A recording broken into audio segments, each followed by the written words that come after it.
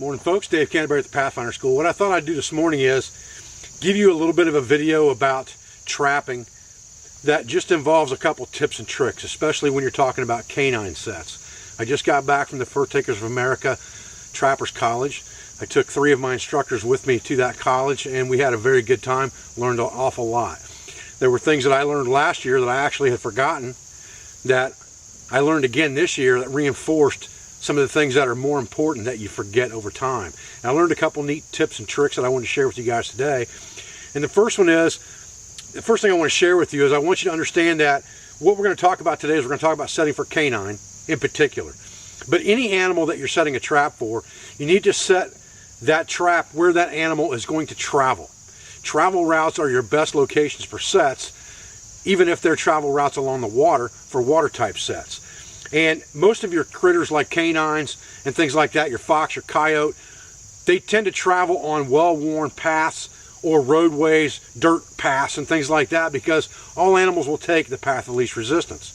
So if I have a really long dirt pathway right here that goes for a few miles, I may set 3 or 4 canine sets strategically along that path, but I'm going to set them right on the path. I'm not going to go off to the side 20 or 30 yards to the wood line or over to a water area that's over here to my right, because those animals are going to travel this path. They may go over to the water area and come back. There's a creek that goes across right here.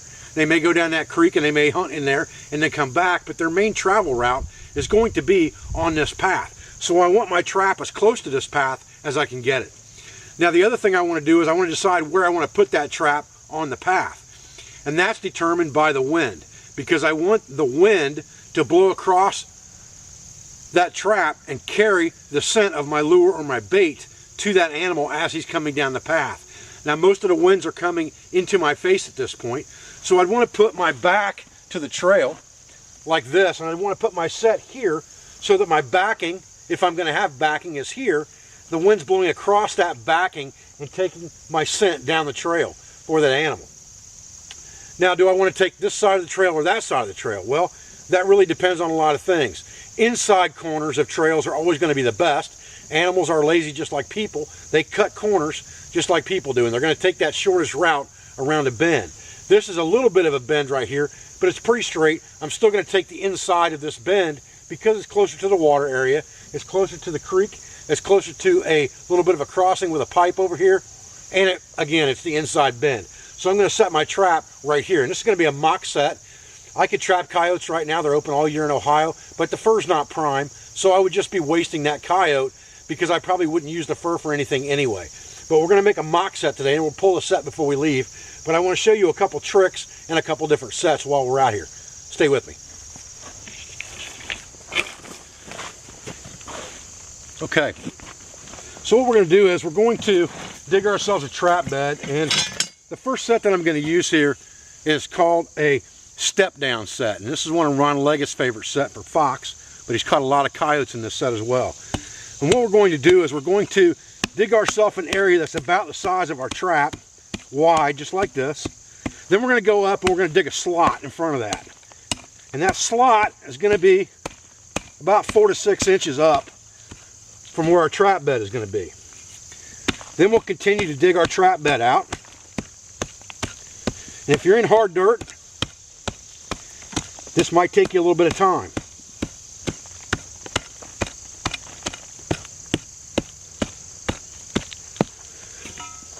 Now, don't think for a minute that you're going to fool these animals into thinking that there was no human here.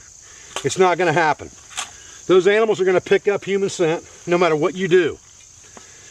The object of the game is to overcome the fact that they are cautious with curiosity. So we want to give them something that they can't resist coming over here and sniffing out, and then they get into our trap. And what we want to do is we want to dig this trap bed at a little bit of an angle. And you can see I'm going at a little bit of an angle here where I've got a steep grade going down into the trap bed.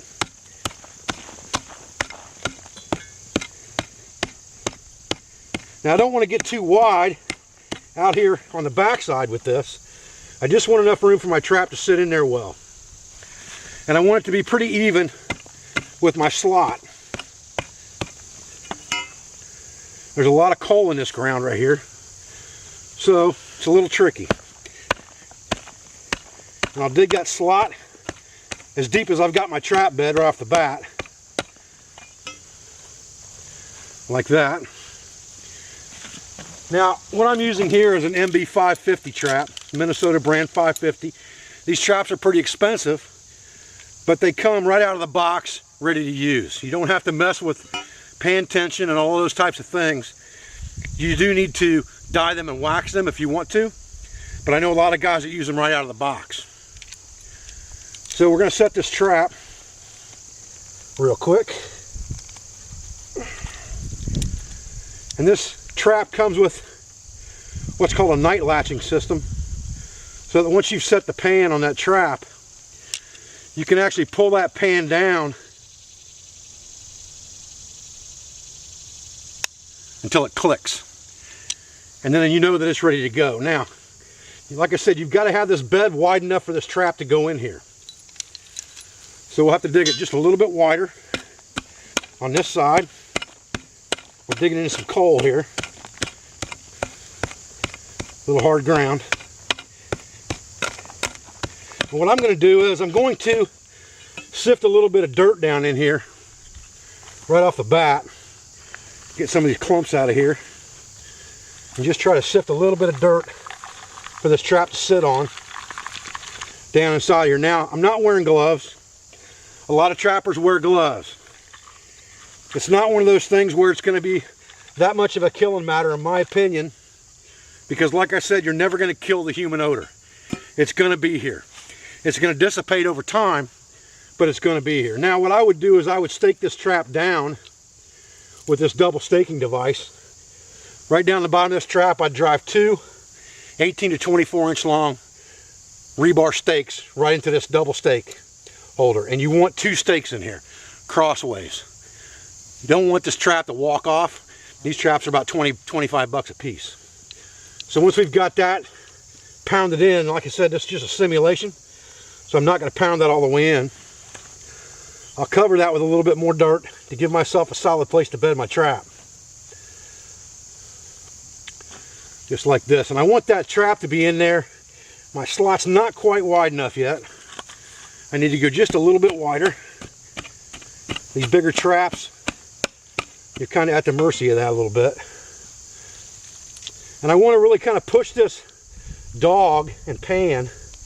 You can see this dog over on this side. You want that pretty much right up against your slot that you dug. Like that. Now I would take a pan cover and I would cover this over. If I didn't have a pan cover, I might put a leaf on here. And all that's going to do is keep dirt from getting underneath my pan as I'm filling in my set. Then I'll take a little bit of dirt and go right over top of that leaf just to kind of hold everything in place. And look at what I got. I want to make sure that that jaw is bedded nice and solid right there.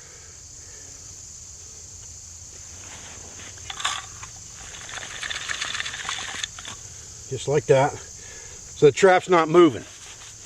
And I want it pretty level with this ground, but I want it at an angle going down.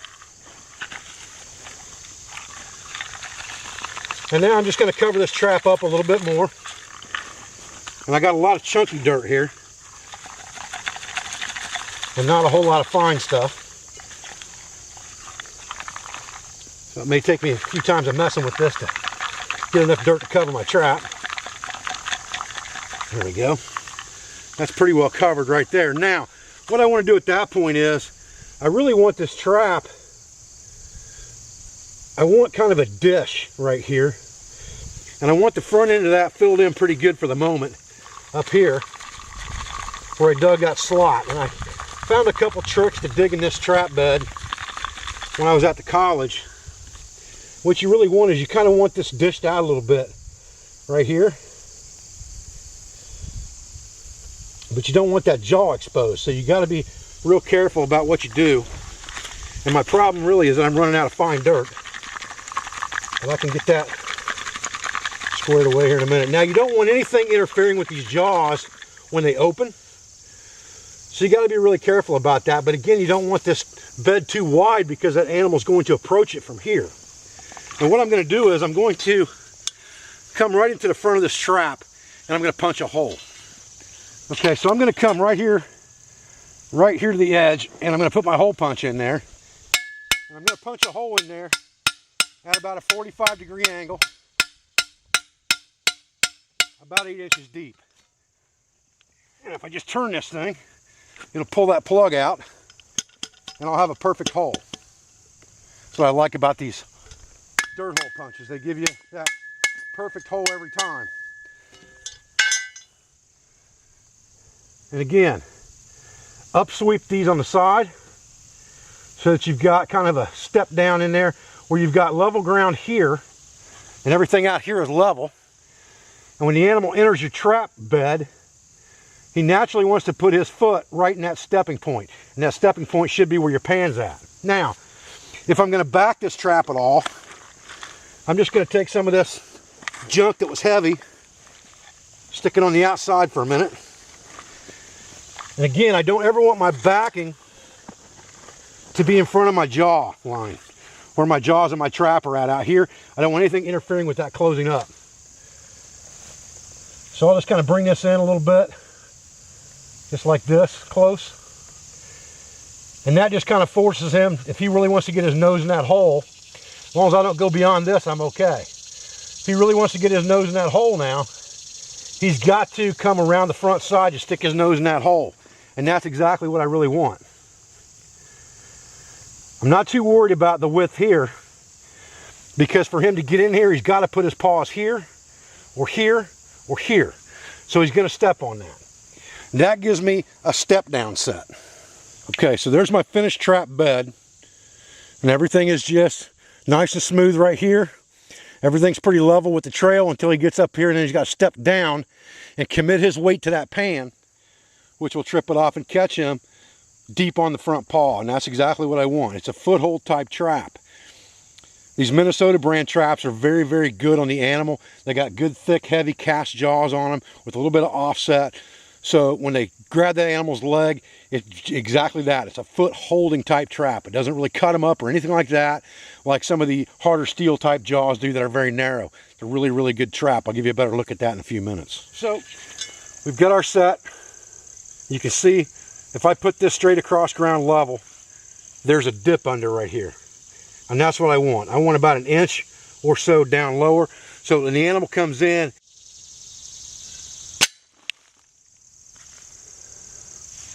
now you can see by how wide this dirt hole punch is. If a deer were to step on this, the trap can't close tight enough on the sides that deer can't just jerk his leg right out of that and walk off.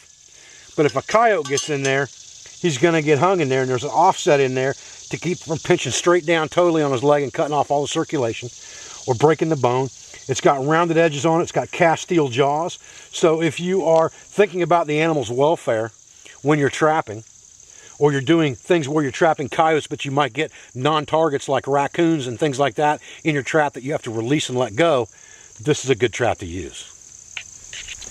I want to show you guys something real quick today. You know, a lot of times when I'm out on the line, if I'm out on the trap line, whatever the case may be, or I'm out scouting for my trap line, I don't want to start fires in places where I think I might want to set a trap, or along my trap line even, because it just creates curiosity.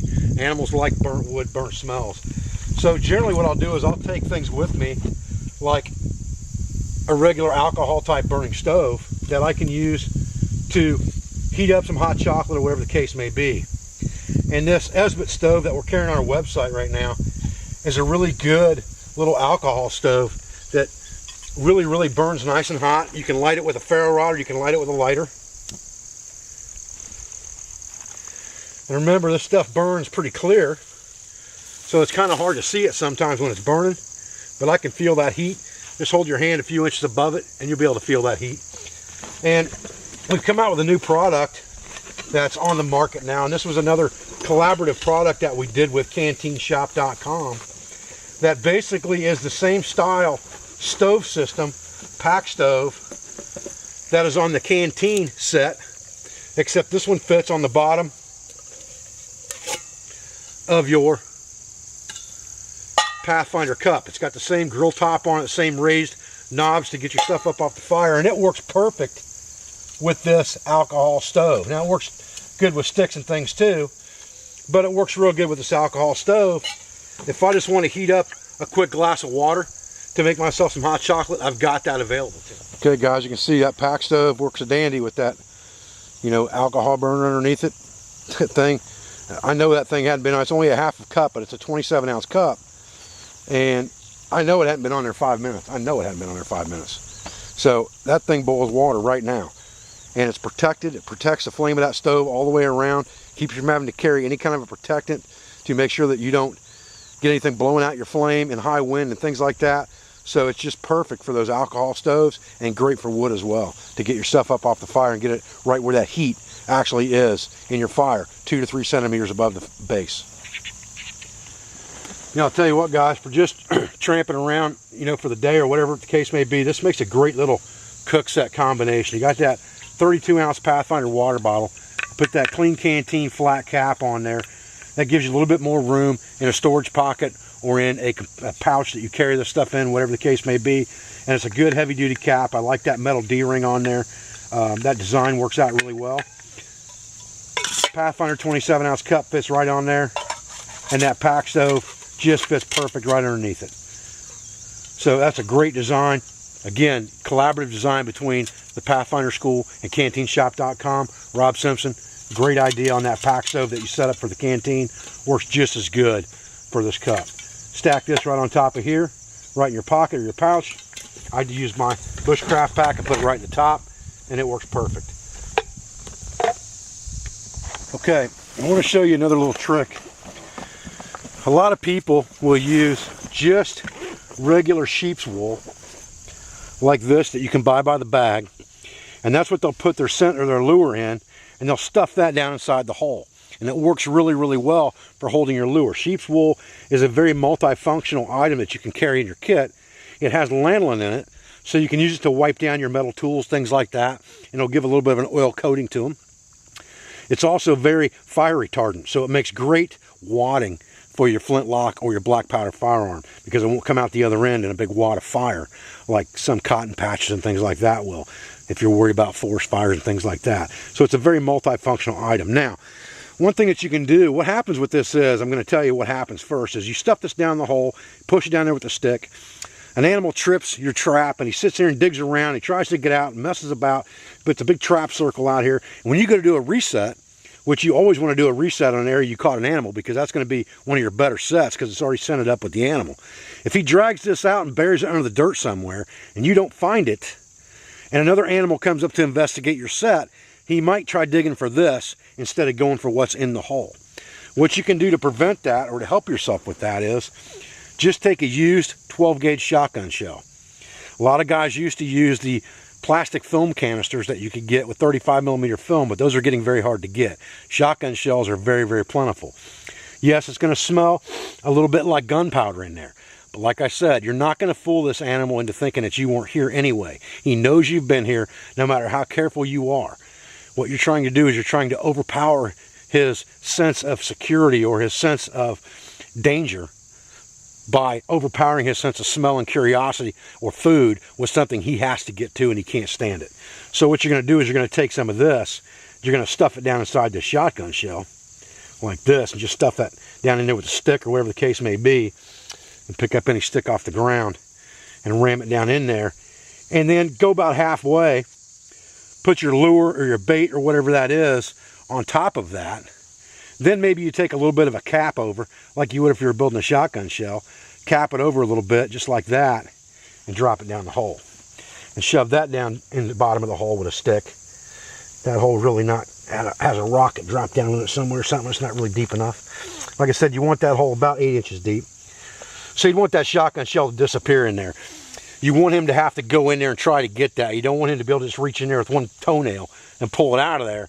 He may not mess around your trap bed long enough to get hung. So you want it good and down in there. That's not quite deep enough. It's only about that much of the hole sticking up above the shotgun shell. I'd rather have about that much.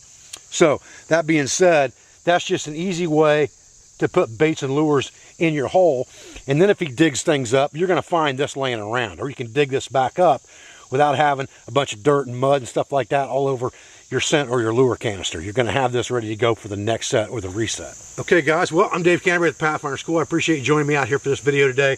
Real quick look at the step down set that was taught to me by Ron Leggett at the Fur Takers of America Trappers College last week. Really good canine type set. Guy catches 400 fox a year on a set just like that. Again, we looked at the Pathfinder bottle stove. That's been coming for a long time. I've had that prototype model that I used here in this video for quite some time, but I've had a lot of people asking me when it was going to come because people have seen it in past videos. It is now on our website. It came in while I was at the Fur Takers of America College, so I wanted to sneak that into a video today just to give you guys a fresh look at it and tell you that we do have it on our site for sale at this particular time. I thank you for everything you do for me, for my school, for my family, all my instructors, sponsors, affiliates, and friends. I'll be back with another video as soon as I can. Thanks, guys.